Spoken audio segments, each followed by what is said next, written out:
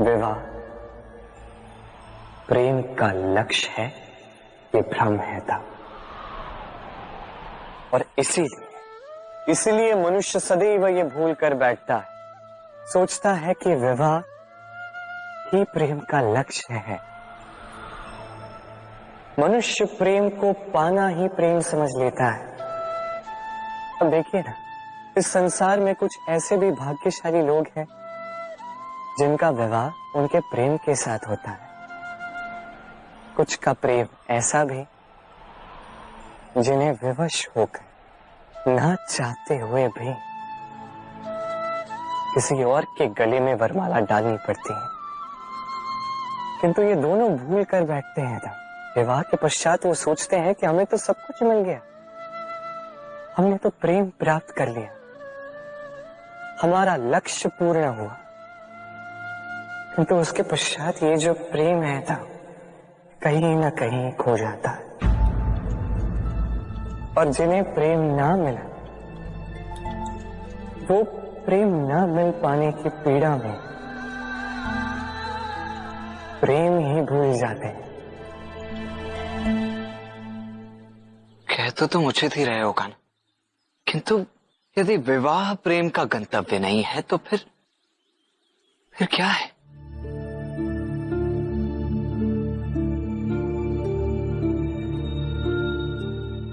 समर्पण, 100% निस्वार्थ समर्पण।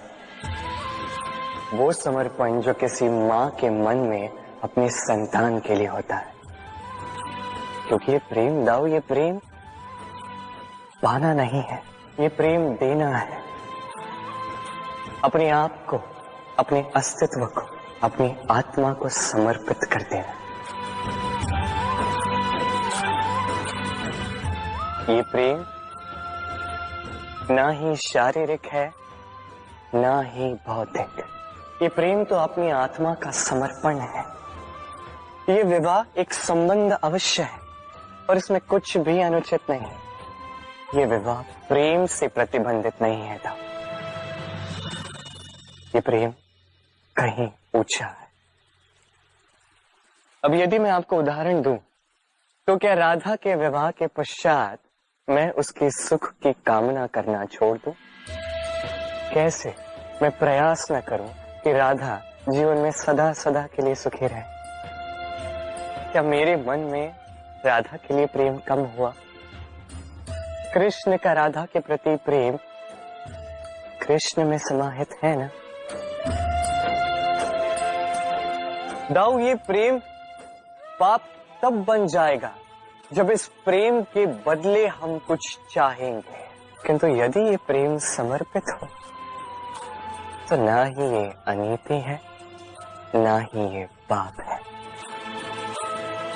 और यही मैं राधा को समझाने के लिए, यही इस संसार को समझाने के लिए मैंने बरसाना से विदा लेने का मेरा निर्णय त्याग दिया था, ताकि मैं इस संसार को सिखा पाऊं कि ना ही इस प्रेम में कोई बंधन बाधा है, ना ही विवाह इस प्रेम का लक्ष्य है।